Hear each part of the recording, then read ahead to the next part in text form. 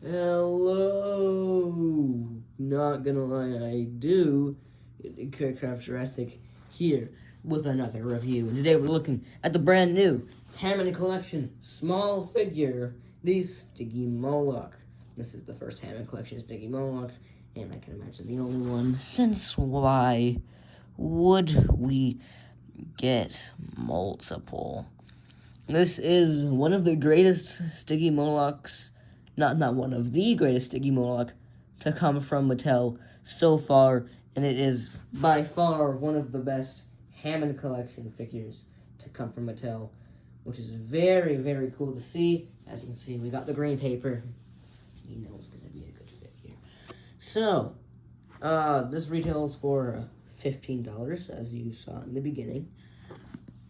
And starting out with the head sculpt. If it will focus, okay. The head sculpt looks very nice. So many tiny little scales, especially right there where the gray is. Bunch of osteoderms, bunch of bumps, bunch of spikes, of course. These are all very, very, very soft rubber. Up there, you can see the nose horn. It is painted in the same color as the beak and the stripes on the back. The glass eye definitely could be better. If you like, it looks better in person, but like, still. Of course, the dome is molded. Well, actually, I think it's painted in the tan. The rubber is molded in the tan. And then there's a dry brushing of this darker brown over the top. You can see the nostril there. Some places in the skull that are open. Don't know what they call them. But a bunch of creases around the eye. Stuff that we normally see. The jaw articulates. And it does not look like it's stung by a bee from the front. And this looks spot on to how it looked in Fallen Kingdom. They did a very good job. If you move the head back, we do see some small scales as well as some big scales there. As you can see, a bit of a crease where the head ends, and moving down to the neck, you do have some more nice creasing where it goes to the underbelly tone. We do have some striping here. We did have a bit of striping on the face. I feel like the glass eye looks a little bit better on this side. But yeah, we do have a bunch of osteoderms on the top.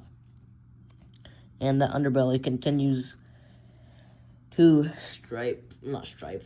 It kind of goes up, not in a stripe, but kind of splotches up. There is some nice detailing on the bottom of the neck. Moving down to the arm, it's the same. We get some musculature, bunch of small scales, just small scales everywhere. Like around to this point, there are tiny osteoderms do continue down the back. They are very small. You might miss them, but they are there. The striping gets very thick around this point and around here and around here. But yeah, the striping does look very nice. And yeah, articulation is, gets a point at the head. It can rotate a full 360 and can go up and down and side to side. And the neck just enhances that ability, and you get a very nice range of motion. Going down, of course, for your headbutting pose, and going up for whatever pose you like there. However, we do have a cutoff there, as you can clearly see. Yes, there is actually a bit of the underbelly pattern striping up into the arms there, and that same underbelly pattern also going into the legs. Now, I do have one problem with this figure, and it's on this leg. The paint is scraping off a bit there. When I got it out of the package, it was like that. Now, that underbelly tone does go all the way down the leg, which is very shocking, I must admit. That striping looks very, very nice, mixing the lighter orangish-brown tone with that underbelly grayish tan color. The feet are proportioned very nicely. I've heard there's like one long toe, but I don't really care about that. They are painted. The claws are, the hand claws are painted, but look at them. Let's be real here. The tail, the striping does continue. For the most of the tail, I feel like they could have finished it. But it's not as bad as the Hammond Collection Allosaurus, where there's just a dip in the blue paint. However, I really never like the look of these tails because it's like so floppy and wonky and thick at the end of the tail. But in terms of articulation, we have a rotation at the hip. They can move out very nicely. The knee is on a hinge. Not a very good range of motion there, I must admit. And they can swivel. And the feet do the same thing.